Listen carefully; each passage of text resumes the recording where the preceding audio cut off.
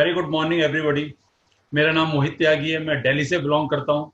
और हार्ट ये एक मेजर चीज़ें हैं हमारे आसपास। हम अपने लिए हमारे जितने भी नोन लोग हैं, जितने भी हमारे इन्फ्लुएंशियल सर्कल में लोग आते हैं, कहीं ना कहीं वो इन चीज़ों को लेकर सफ़र करते हैं। आज अगर हमें नॉलेज होगी, क्योंकि सारी चीज़ें किसकी हैं, the game of the knowledge only. हम लोग आपको कोई डॉक्टर नहीं बना रहे, हम लोग भी डॉक्टर नहीं है, but we are from the wellness sector. हम लोगों को एक अच्छी हेल्थ के बारे में अवेयरनेस देते हैं। हम में से कोई भी एज ए कंपनी भी या कोई भी आपको इस बात के लिए क्लेम नहीं करता कि हम लोग डॉक्टर्स हैं। हम डॉक्टर्स नहीं हैं, but we are working in a wellness company. We give awareness, हम लोगों को जागरूक करते हैं उनकी हेल्थ के बारे में। जिस तरह के प्रोडक्ट रेंज आज हमारे पास है, कहीं भी किसी का कोई साइड इफेक्ट नहीं है। ये सारे फूड सप्लीमेंट्स हैं। ये बात हम ऑलरेडी पहले भी कितनी बार कर चुके हैं कि food supplements they are the part of the food. अगर खाने से हमें वो सारी चीजें मिल जाएं, तो किसी फूड सप्लीमेंट की कोई रिक्वायरमेंट नहीं है। डॉक्टर अब्दुल कलाम जी ने भी स्पेशली एक बात को कहा है कि हमारी बॉडी में जो एलिमेंट्स होती हैं, 95% जो एलिमेंट्स है, बीमारियां, that is due to the lack of nutrition. Nutrition की कमी के कारण ही मेजरली आपके शरीर में, हमारे शरीर में बीमारियां आती हैं। तो ये बात हम अच्छी तरीके से अंडरस्टैंड कर गए हैं, समझ गए हैं कि ये कमी कहाँ से आ रही है। ये बात हम कितनी बार पहले भी कर चुके हैं, अब भी हम उसी बात को दोहराएंगे कि कहीं ना कहीं अगर एक फूड, हमारा बैलेंस डाइट हमारे शरीर को प्रॉपरली मिल रहा है, तो हमें किसी सप्लीमेंट की कोई जरूरत नहीं है। लेकिन ऐसा नहीं है, अनफॉर्चुनेटली ऐसा नहीं है। तो आज हमें अपनी बॉडी को चलाने के लिए, रेगुलेट करने के लिए उन सप्लीमेंट्स की रिक्वायरमेंट है। तो आज हम उसी के बारे में समझने के लिए जा रहे हैं, जो कि बहुत ज़्यादा टेक्निकल सेशन नहीं है। एक आम भाषा में, एक नॉर्मल लैंग्वेज में मैं आपको समझाने की कोशिश करूंगा कि ये सप्लीमेंट्स क्या हैं, हमें इनको क्यों लेना चाहिए, इनके बेनिफिट्स क्या है। तो मैं अपनी स्क्रीन शेयर कर लेता हूँ। Let's start. अब लास्ट के जो हमारे पास पोर्शन है वो आता है कार्डियो केयर का, हार्ट का, जो एक मेजर पोर्शन है। आज हम इसी की बात करते हैं। तो अब सबसे पहले यहाँ कुछ फैक्ट्स लिखे हुए हैं हार्ट के बारे में, कि हार्ट वॉल जो होता है हमारा, ये कुछ ऐसे 10 फैक्ट है मैंने ढूंढ के यहाँ पर रखे हैं आपको बताने के लिए, कि जो हार्ट बीट जो हमारी पहली, वो पहले 4 हफ्तों के बाद हमारा, कि फर्स्ट हार्ट सेल हमारा करीब अर्ली में 4 हफ्तों के बाद डेवलप होता है, हार्ट सेल। और उसके बाद रेगुलरली अगर हम रोज की बात करते हैं कि कम से कम 1 लाख बार हमारा पूरे दिन के अंदर हमारा हार्ट अपना बीट करता, धड़कता है। और करीब पूरे 1 मिनट के अंदर 5.6 लीटर ब्लड को एक पंप करता है। 1 मिनट के अंदर 5.6 लीटर ब्लड को एक पंप करता है, रेगुलर, लगातार ये काम करता रहता है। और उसके बाद जो हार्ट की शेप आपने यहाँ पे आपने देख ली, वॉल आपने यहाँ पे देख ली, एक आइडिया आपको लग गया कि लगातार इसके वॉल्स हमारे चलते रहते हैं। जैसे जैसे हम एक्सरसाइज करते हैं तो हार्ट हमारा और ज्यादा फंक्शन करने लगता है। तो मेजरली अब हम एक बात को देखें, एक ऐसा ऑर्गन है जो बिना थके, बिना रुके, लगातार, जब से हम पैदा हुए हैं उसके पहले से भी, जब हम 4 हफ्ते के थे, 1 महीने के थे, वहां से हमारा हार्ट डेवलप हुआ। और जब तक हम लोग अर्थ पर रहेंगे, इस जीवन में रहेंगे, हार्ट हमारा लगातार काम करता रहेगा। कितना मेजर ऑर्गन है, सबसे ज्यादा काम ये कर रहे हैं, और लगातार इसके अंदर मूवमेंट होती जा रही है। तो अब जब हार्ट हमारे लिए इतना काम करता है, क्या हमने कभी सोचा है कि इसके लिए हमने क्या किया, इसके लिए हमने क्या किया। तो आज हम उसी के ऊपर गौर करने वाले हैं कि आज हम अपने दिल को क्या दे सकते हैं। दिल तो हमने बहुत लोगों को दिया होगा, लेकिन आज हम दिल के लिए क्या कर सकते हैं, आज हम हार्ट के लिए क्या कर सकते हैं। वी आर कंसर्न अबाउट कि इतने शानदार ऑर्गन के लिए आज हम क्या कर सकते हैं। आज हम उसी के बारे में बात करेंगे। अब यहाँ देखो, अब उससे पहले मैं दोबारा उसी बात पे आता हूँ, चैलेंजेस क्या है। ये जो स्लाइड आपके सामने आ रही है, इसका स्क्रीनशॉट ले लो। ये बड़ी इंपॉर्टेंट होने वाली है। रीजन है इसका स्क्रीनशॉट लेने का, कि जब तक हम बार बार वही बात करते हैं कि जब तक प्रॉब्लम का नहीं हमें पता होगा, जब तक प्रॉब्लम का पता नहीं होगा, जब तक सोल्यूशन हम किस चीज का देंगे। तो आज हमें उसकी ग्रेविटी को समझना, प्रॉब्लम कितनी बड़ी है। हार्ट डिजीज को सबसे common disease, second common disease है आफ्टर इन्फेक्शन और न्यूट्रिशन रिलेटेड प्रॉब्लम। यानी कि जितनी भी डिजीज प्रॉब्लम होती हैं, उनमें नंबर 1 के ऊपर जो सबसे ज्यादा प्रॉब्लम होती है वो किसकी होती है, इन्फेक्शन की और न्यूट्रिशन रिलेटेड प्रॉब्लम। अब देखो, दोबारा से बात दोबारा वही है जो मैंने पहले भी आपको इसके बारे में बताया था, कि मेजर जो प्रॉब्लम होती हैं वो क्या होती है, न्यूट्रिशन और इन्फेक्शन की प्रॉब्लम होती है। और सेकंड नंबर पे जो प्रॉब्लम आती है वो हार्ट की आती है। यानी इतनी ज्यादा प्रॉब्लम लोगों को हार्ट की होती है। और वर्ल्ड हेल्थ ऑर्गेनाइजेशन ने 2030 तक एक एस्टिमेट दिया है कि जितनी भी डेथ होंगी उसमें से करीब 35% हार्ट के कारण होंगी, फेलियर ऑफ द हार्ट या कार्डियोवास्कुलर प्रॉब्लम के कारण ही डेथ होने वाली है। दैट मीन्स कि कितनी बुरी कंडीशन में आज हमारा दिल है। दिल तो हमने बहुत जगह दे दिया, दिल की बातें बहुत कर ली, गाने बना लिए, सब कुछ देख लिया, लेकिन उस दिल के लिए आज हमने क्या करना है कि करीब ये एस्टिमेशन है वर्ल्ड हेल्थ ऑर्गेनाइजेशन का कि 2030 तक 2030 तक जितनी भी डेथ होंगी उसमें से 35% सिर्फ कार्डियोवास्कुलर प्रॉब्लम के कारण होंगी। और लास्ट अगर मैं बात करता हूँ यहाँ की इंडिया की, कि जिसको CAD बोला जाता है, कोरोनरी आर्टरी डिजीजेस, पिछले 40 साल में करीब 3 गुना ये प्रॉब्लम बढ़ी है इंडिया के अंदर, और ये रेट हमारे शहरों में सबसे ज्यादा है। 3 गुना ज्यादा प्रॉब्लम बढ़ी है हार्ट की लगातार। पहले दिल की बीमारी को रईसों की बीमारी बोला जाता था, अमीरों की बीमारी बोला जाता था, लेकिन ऐसा नहीं है। और 2015 में एस्टिमेट किया है कि करीब 62 मिलियन पेशेंट्स इसके साथ आए हैं, और करीब उनमें से 23 मिलियन तो करीब 40 साल से छोटे हैं, और सिर्फ 11 मिलियन जो लोग हैं वो 60 साल से ऊपर है। दैट मीन्स आज ये खतरा 40 साल से के नीचे के लोगों के लिए बहुत तरीके से बढ़ता जा रहा है। और सबसे जो ये तो होगी सारी की सारी बात डर वाली बात, एक सूदिंग इफेक्ट क्या है कि जितनी भी हार्ट की प्रॉब्लम होती है उनमें से 80% प्रॉब्लम को प्री मैच्योर स्टेज पर रोका जा सकता है। यानी 80% प्रॉब्लम्स को रोका जा सकता है प्री मैच्योर स्टेज के ऊपर। अब यहाँ से हमारा रोल स्टार्ट हो जाता है। जो हार्ट की जितनी भी प्रॉब्लम होती हैं उनमें से 80% प्रॉब्लम को प्री मैच्योर स्टेज में रोका जा सकता है, यानी वो प्रिवेंटेबल हैं, वो क्यूरेबल हैं। आज हम यही तो काम कर रहे हैं। आज हमें उस प्रॉब्लम के साथ में सोल्यूशन भी आज हमें मिल गया। नेक्स्ट अब हम हाई ब्लड प्रेशर की बात करते हैं। नेक्स्ट छोटी स्लाइड से आपको दिखाया गया है कि ये आपकी आर्टरीज हैं। यहाँ पर एक नॉर्मल फ्लो यहाँ पर खून का होता है आर्टरी वॉल के अंदर, और ये इसका क्रॉस सेक्शन है कि यहाँ पर कोई भी इसके अंदर गंदगी नहीं है, नॉर्मल है। लेकिन जैसे जैसे हम जो खाना खाते हैं, बैड फैट जो हमारे खाने के अंदर आ जाता है वो हमारे यहाँ पर इन वाली नसों के अंदर जमने लगता है प्लाक की तरह, और इस तरीके से लगातार ये जो हमारे इसकी ब्लड फ्लो का रास्ता है वो कम होता चला जाता है। यहीं से हमें सांस लेने में प्रॉब्लम स्टार्ट होने लगती है। और हमारे खाने से जो जो अच्छे फैट है, ओमेगा 3 ओमेगा 6 उनका अभाव होता है, क्योंकि हमने अपने खाने में जैतून का तेल, अलसी का तेल, सैमन फिश, अखरोट वगैरह कंज्यूम नहीं किया है।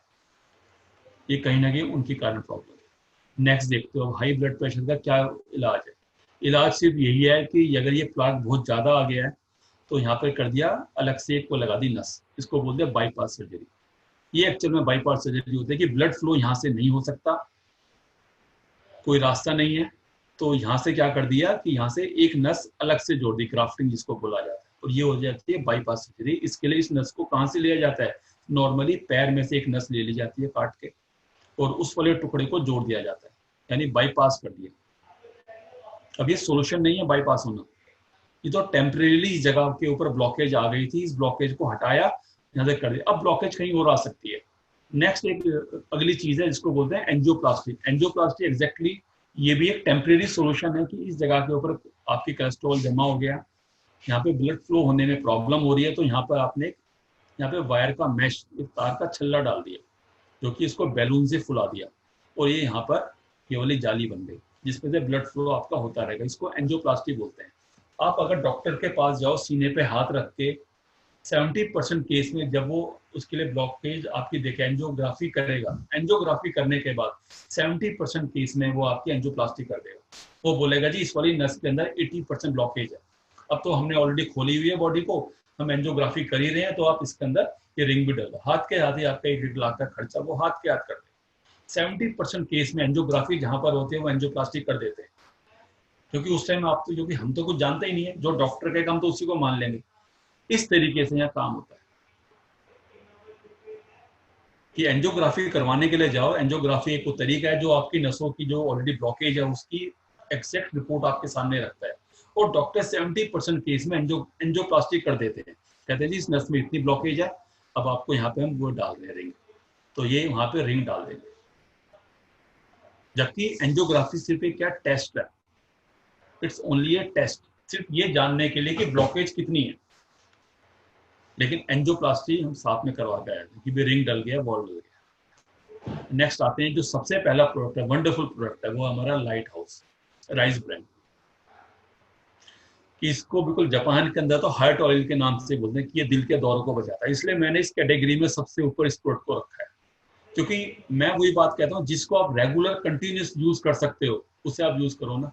तो अगर हमने अपने घर के तेल को चेंज कर दिया तो चीजें पूरे घर के परिवार का ही पूरा भला हो गया। अब इसमें ऐसी क्या क्या चीजें हैं, लेट्स आगे देखते हैं कि लाइट हाउस के अंदर सबसे पहली चीज क्या है। ये तो एक तो क्या फिजिकली रिफाइंड है, और इसके अंदर राइजोल के नाम से एक एंटीऑक्सीडेंट है जो रिपोर्ट्स इसके अंदर बताती हैं। तो उसको WHA ने NIN, national institute of nutrition, ये हैदराबाद के अंदर है, और अमेरिकन हार्ट एसोसिएशन है, इन सब ने इसको 100% सेफ माना है। और जिस तरह का ऐसा इसको इसकी रिफाइनिंग की जाती है, उसके लिए भी जो रिफाइनिंग का तरीका है, फिजिकल रिफाइनिंग, वो भी क्या पेटेंटेड है। यानी इसको अभी पेटेंट लिया हुआ कि जिस रिफाइनिंग टेक्निक से इसको रिफाइन किया जाता है, कि ताकि इसके अंदर वो केमिकल यूज ना हो रिफाइनिंग के प्रोसेस में। अब इसके फायदे क्या क्या है। सबसे पहली बात तो ये एक तरह के खाने का तेल है, smoke point is very high, आपके दिल को सबसे ज्यादा स्वस्थ रखता है। वे लेडीज के अंदर जो हार्मोन्स की प्रॉब्लम आती है, हॉट फ्लैशेस के नाम से, उनको भी कंट्रोल करने में हेल्प करता है। स्किन को बड़ा अच्छा रखता है आपको, स्किन को सॉफ्ट रखेगा, एजिंग इफेक्ट को कंट्रोल कर देगा। उसके बाद टोकोटिनोल्स और फाइटोस्टेरॉइड्स स्टेरॉल्स के अंदर है जो कैंसर को कंट्रोल करते हैं। ये आपके नर्वस सिस्टम के अंदर जो विटामिन सी इसके अंदर, विटामिन ई इसके अंदर होता है, जो आपके नर्वस सिस्टम को स्ट्रॉन्ग रखता है, ब्रेन सिस्टम को, जहाँ से सारी सिग्नलिंग हमारी बॉडी को मिलती है। हमारा ब्रेन, पैर में चोट लगी, इस बात का पता कैसे चलेगा? पता जब तक वो सेंसेशन हमारे ब्रेन तक जाएगी, ब्रेन उसको फील करेगा, जब बताएगा कि पैर में कोई चीज लगी है। तो सारा नर्वस सिस्टम के ऊपर डिपेंड करता है कि हमारे नर्वस सिस्टम को स्ट्रॉन्ग करने के लिए विटामिन ई की जरूरत होती है, जो ऑलरेडी इस तेल के अंदर है। इसका एब्जॉर्प्शन बहुत कम होता है, स्मोक का point is very very high, तो जिसकी वजह से ट्रांस फैट इसके अंदर नहीं बनते। बाहर के खाने में सबसे जो खराब चीज है वो क्या है? वो वही तो ट्रांस फैट। एक ही तेल सुबह से शाम तक, भटूरों में, समोसे में, सुबह से शाम तक उसी तेल को गर्म करते रहते हैं, तो वहां ट्रांस फैट बन जाते हैं, जो कि हमारी बॉडी के लिए बड़े हार्मफुल है। अब एक छोटी रिपोर्ट यहाँ पे सामने रखी गई है, इसके अंदर जो इस चीज को WHO ने वो दिया, रिकमेंडेशन दी है कि हमारे खाने में 3 चीजें होती हैं, सफा, पूफा, मुफा। इसका स्क्रीनशॉट आप ले लो, बड़ा ये हेल्प आपको करने वाला है। सफा होता है सैचुरेटेड फैटी एसिड, उसके बाद पूफा होता है पॉली अनसैचुरेटेड फैटी एसिड, उसके बाद क्या MUFA, mono unsaturated fatty acid. WHO ने और NIN ने इसके लिए वो दी है लिमिट कि आपके तेल के अंदर 27 से 33% सैचुरेटेड फैट होना चाहिए। पॉली अनसैचुरेटेड फैट आपका 27 से 33% होना चाहिए, और मुफा, मोनो अनसैचुरेटेड फैटी एसिड्स, आपके तेल के अंदर होने चाहिए आपके 33 से 40%, और ओमेगा 3 ओमेगा 6 5 से 10% के बीच में होना चाहिए। और ये नेचुरल एंटीऑक्सीडेंट है जो तेल में होने चाहिए। ये रिपोर्ट किसने दिया? ये NIN ने दिया, national institute of nutrition Hyderabad. और WHO की वर्कशॉप है हैदराबाद में जो हुई थी, डेट भी यहाँ पर लिखी हुई है कि हमारे खाने के अंदर ये चीजें होनी चाहिए, हमारे तेल के अंदर ये उसकी क्वालिटीज है। अब बहुत सारे लोग इस बात पे वो करते हैं आर्ग्यूमेंट कि हम तो सरसों का तेल, पीली सरसों का तेल लेके आते हैं, गांव का शुद्ध है, ये और वो बहुत सारी बातें होती हैं। वो ठीक होंगे अपनी जगह पर, ठीक हैं, लेकिन मैं आपको सिर्फ रेफरेंस इस रिपोर्ट का दे रहा हूँ कि जो गवर्नमेंट की वर्कशॉप है, एक इंस्टीट्यूट है जो इसके ऊपर काम करता है।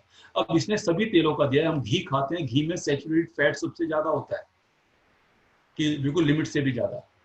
फिर ये पॉली अनसैचुरेटेड फैट सिर्फ 3% है, उसके बाद मोनो अनसैचुरेटेड फैट कितना है? ये 30% है, और ओमेगा 3 ओमेगा 6 सिर्फ 2% है, और नेचुरल ऑक्सीडेंट कोई नहीं है इसके अंदर। ऐसी इसके बाद वनस्पति घी, सबका रेशो देख लो आप यहाँ पर, पॉम ऑयल देख लो, सनफ्लावर ऑयल देख लो, कॉर्न ऑयल। फिर ये मस्टर्ड ऑयल की मैं बात करता हूँ, मस्टर्ड ऑयल के अंदर सैचुरेटेड फैट सिर्फ 3% होता है। ये वाले पॉली अनसैचुरेटेड फैटी एसिड ये कितने हो गए? 55%, लिमिट से कितने ज्यादा। अब देख लो कि जो ये रेड कलर में लिखे हुए हैं, ये सारे लिमिट से बाहर है। जो ये ग्रीन कलर में नंबर्स लिखे हुए हैं, ये इस लिमिट, जो तयशुदा लिमिट है, उसके अंदर आते हैं। सिर्फ एक ये राइस ब्रांड ऑयल है जिसके अंदर सारी चीजें ग्रीन है, यानी कि इसके अंदर सैचुरेटेड फैटी एसिड कितने हैं? 22% है, जो एक लिमिट के अंदर है। नेक्स्ट उसके बाद पूफा की बात करते हैं, वो हमारे 35% है अगेन। फिर उसके बाद यहाँ पर बात करते हैं, ये वाला 33 से 40%, 43 अगेन वही हमारे लिमिट में आ गए। नेक्स्ट ये आ गए हमारे पास ओमेगा 3 ओमेगा 6। तो ये कहीं ना कहीं पर ये रिपोर्ट आपको इस बात को जज करते हैं कि कहीं ना कहीं जो रिपोर्ट ऊपर दी गई है गवर्नमेंट की तरफ से, वही रिस्ट्रिक्शन लगा रखी है कि खाने के तेल में ये अच्छी चीजें होनी चाहिए जो आपके शरीर को स्वस्थ रखेंगी, वो सारी चीजें राइस ब्रान ऑयल में अवेलेबल है। फिर इसके अंदर ऑर्जेनोल एक एंटीऑक्सीडेंट है जो हार्ट को ठीक रखता है। विटामिन ई इसके अंदर है 45। तो ये इसके बारे में बेसिक इंफॉर्मेशन थी। दूसरा ये कि इसके अंदर ट्रांस फैट नहीं बनते हैं, स्मोक पॉइंट इज वेरी है, चिपचिपा नहीं है। आपके एग्जॉस्ट के ऊपर जो लोग यूज कर रहे हैं, एग्जॉस्ट के ऊपर कालापन बहुत कम आता है, टाइलें बहुत कम काली होती हैं। अब लोगों को, जो लोग दूसरा तेल यूज करते हैं, सरसों का तेल या कोई भी XYZ ऑयल, आप पूछ सकते हो कितनी बार किचन को साफ करना पड़ता है, एग्जॉस्ट फैन कितनी बार साफ करना पड़ता है। तो ये बेसिक फर्क है, फिजिकली आप इसको देख सकते हो। नेक्स्ट प्रोडक्ट हमारे पास आता है फ्लैक्सीड ऑयल, अलसी का तेल। अब इसके अंदर सबसे चीजें इंपॉर्टेंट क्या है कि फ्लैक्सीड ऑयल, यानी कि फ्लैक्स को, अलसी को किचन की रानी बोला जाता है। आयुर्वेदा में अगर आप देखोगे कहीं भी तो ये बोला जाएगा कि आपके किचन में अलसी एक रानी की तरह है, हर जगह पर अलसी का इस्तेमाल होना चाहिए। अब अलसी में वो कौन से ऐसे गुण है, एक तो इसके अंदर होता है ALA, अल्फा लियोनिक एसिड, जो एक तरह का एसेंशियल फैटी एसिड है जो आपके हार्ट के लिए सबसे इंपॉर्टेंट है। पहली चीज इसके अंदर क्या है, ALA, अल्फा लियोनिक एसिड। दूसरा इसके अंदर अप्रोक्सीमेटली 50 से 60% के बीच में ओमेगा 3 इसके अंदर अवेलेबल है, ओमेगा 3 और ओमेगा 6। यानी कि जो वेजिटेरियंस हैं उनके पास फ्लैक्स सीड के रूप में एक इतना शानदार चीज अवेलेबल है कि यहाँ से ओमेगा 3 ओमेगा 6 ले सकते हैं। वरना जो लोग नॉन वेज लेते हैं, मेजरली वो सी फूड लेते हैं, वहां से उन्हें ओमेगा 3 ओमेगा 6 मिल जाता है। लेकिन जो लोग वेजिटेरियंस हैं उनके पास ऐसा कोई ऑप्शन, ज्यादा ऑप्शंस नहीं है जो वो इजीली ले पाए। तो ओमेगा 3 एक तरह का गुड फैट है जो हार्ट रिलेटेड जो चीजें उसमें काम करता है। इसके अंदर स्ट्रॉन्गली विटामिन ई है, जैसे मैंने आपको बताया कि जो आपकी इंटीग्रिटी ऑफ द सेल के लिए, हार्मफुल फ्री रेडिकल से आपकी बॉडी की रक्षा करता है। इसके अंदर मैग्नीशियम और हार्ट है जो आपके ब्लड प्रेशर को कंट्रोल करने का काम करता है। मैग्नीशियम एक बड़ा इंपॉर्टेंट रोल प्ले करता है। फिर इसके अंदर vitamin B, copper, fibre, zinc, वो सब चीज अवेलेबल है। तो इसके फायदे क्या क्या हुए, सबसे बड़ा फायदा इसका क्या हुआ, ये कोलेस्ट्रॉल को, ट्राइग्लिसराइड्स उनको कंट्रोल करेगा, ब्लॉकेज आर्टरीज की प्रॉब्लम है उनको कंट्रोल करेगा। अब इसके देखो, आप ये खुद देखोगे, आप कहोगे जिसको हार्ट की प्रॉब्लम है उससे मैं क्यों दूं भाई साहब। ये जो हमने क्या बोला, 80% प्रॉब्लम हार्ट की क्या है, वो क्या प्रिवेंटेबल है, उनको कंट्रोल किया जा सकता है। जिनका शुगर बहुत ज्यादा है वहां पर ये उसके शुगर को कंट्रोल करेगा।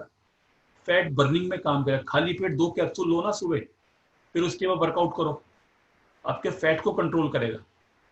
हेयर, नेल्स के लिए, स्किन के लिए, सब जगह के लिए ऑयल बहुत अच्छा है। नेक्स्ट ये आपके हार्मोन, बिल्कुल स्पेशली मैं तो इस बात को बोलता हूँ सभी वुमेन्स को, सभी लेडीज को फ्लैक्स ऑयल यूज करना चाहिए। मेजरली जो हार्मोन्स का अप डाउन होता है, इम्बैलेंस होता है, वहाँ ये मेजरली काम करता है। यानी कि जहाँ भी नसों से रिलेटेड जो प्रॉब्लम है, वेन से रिलेटेड जो प्रॉब्लम, नसों की प्रॉब्लम, सब जगह के ऊपर फ्लैक्सीड ऑयल काम करेगा। अब लोग पूछें कहाँ कहाँ देना, तो आप समझ लो कि हर एक लेडीज को तो ये देना ही देना है। कि मैन पॉज के टाइम में जो पूरी बॉडी में प्रॉब्लम होती है वो ड्यू टू हार्मोनल इम्बैलेंस के कारण होते हैं। एंटी इंफ्लामेटरी प्रॉपर्टीज है कि बिल्कुल ब्रेस्ट के अंदर सिस्ट को रोकता है, इंफ्लामेशन को रोकता है, डाइजेस्टिव सिस्टम में जहाँ पे उसके जोड़ों की प्रॉब्लम है वहां हेल्प करता है हार्ट के साथ साथ। इसके बाद मेंस्ट्रुअल साइकिल को कंट्रोल करेगा। इसीलिए ऑस्टियोपोरोसिस, लेडीज के अंदर मेजर प्रॉब्लम ऑस्टियोपोरोसिस की होती है, बिकॉज क्योंकि बॉडी की रिक्वायरमेंट अलग है। तो जो बॉडी में कैल्शियम की रिक्वायरमेंट होती है वो कहीं ना कहीं हमारी हड्डियों से वो कैल्शियम जाने लगता है, तो उसको ऑस्टियोपोरोसिस बोल जाते हैं। हड्डियां खोखली होने स्टार्ट हो जाती हैं। मेजरली ये प्रोडक्ट वहां काम करता है। 2 से 3 कैप्सूल आप इसके खाने के बाद ले सकते हो। इसके साथ पानी ज्यादा कंज्यूम करना है क्योंकि थोड़ी तासीर इसकी गर्म होती है, इसीलिए जो भी सप्लीमेंट आप लोगे उसके आप पानी ज्यादा कंज्यूम करना है। 1-1.5 गिलास पानी तो कम से कम पीना है। वैसे जैसे हम नॉर्मल दवाई खाते हैं कि एक घूंट पानी पिया दवाई अंदर चलेगी, ऐसा नहीं है। कोई भी सप्लीमेंट आप यूज कर रहे हो उसके आप पानी ज्यादा पियोगे, उससे एब्जॉर्प्शन उसका ज्यादा बढ़ेगा।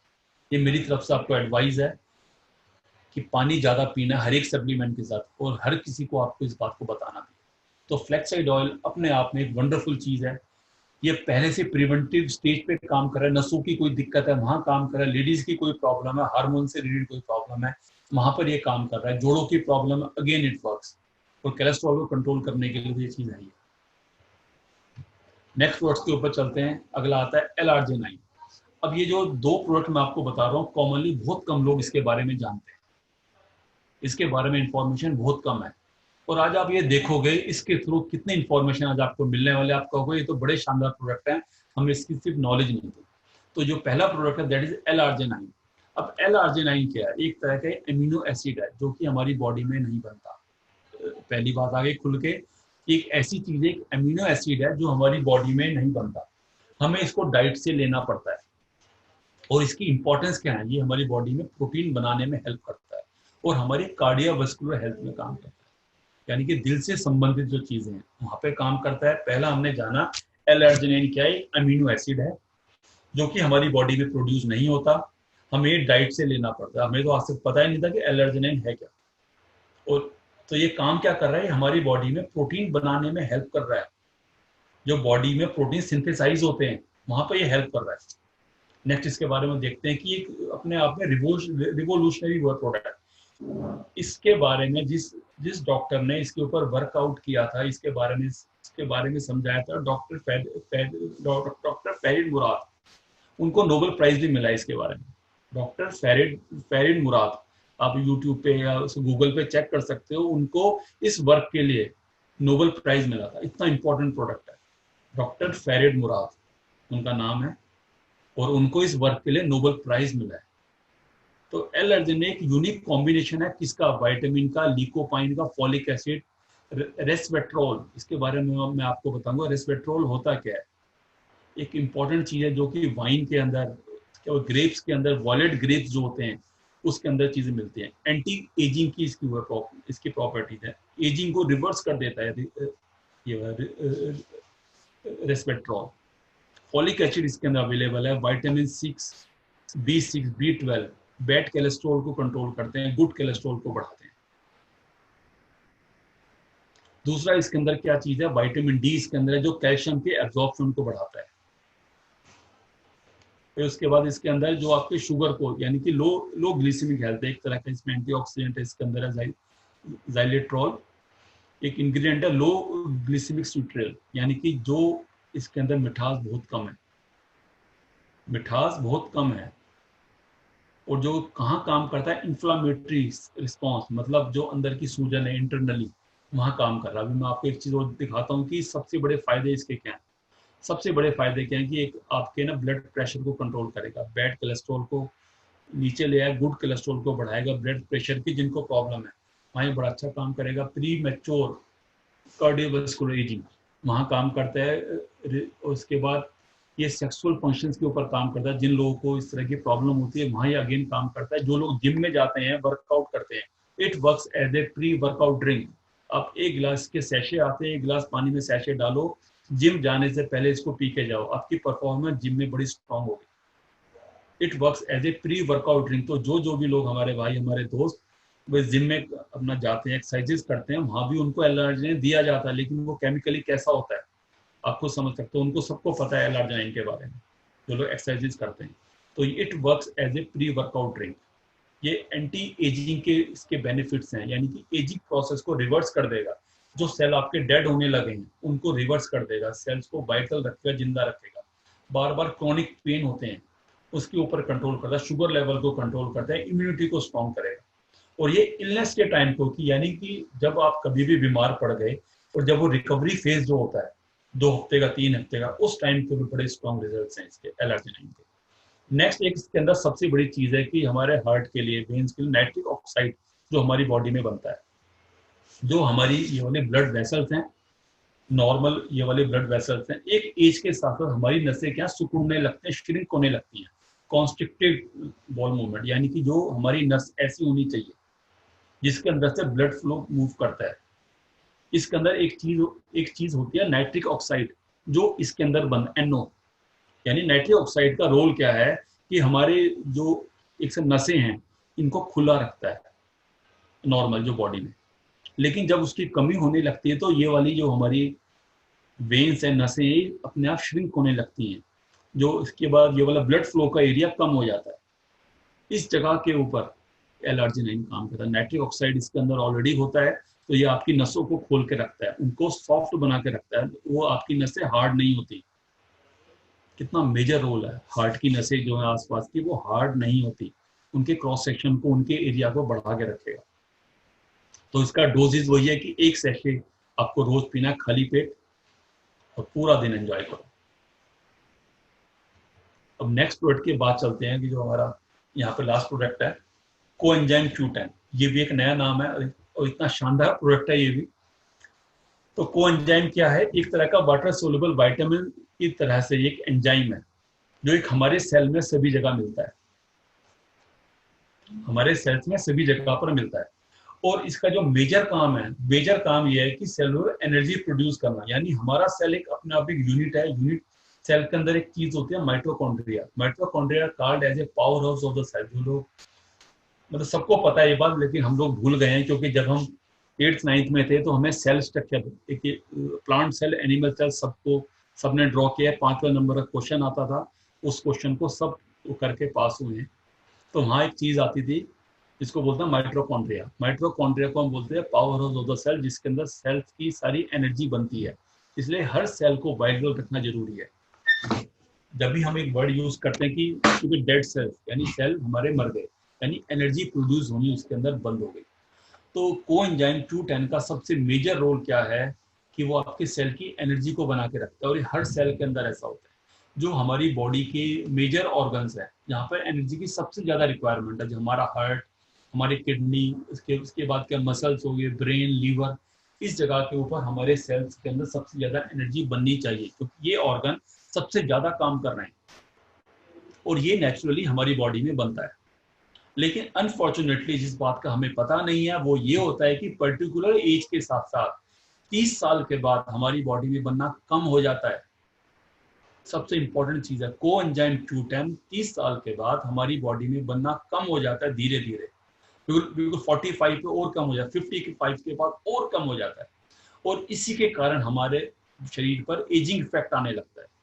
जो रिस्पॉन्स हम 20 से 30 साल के एज में हम थे, जब हम वो एक्शन काम करते थे वो बड़े स्ट्रॉन्ग एक्शन थे।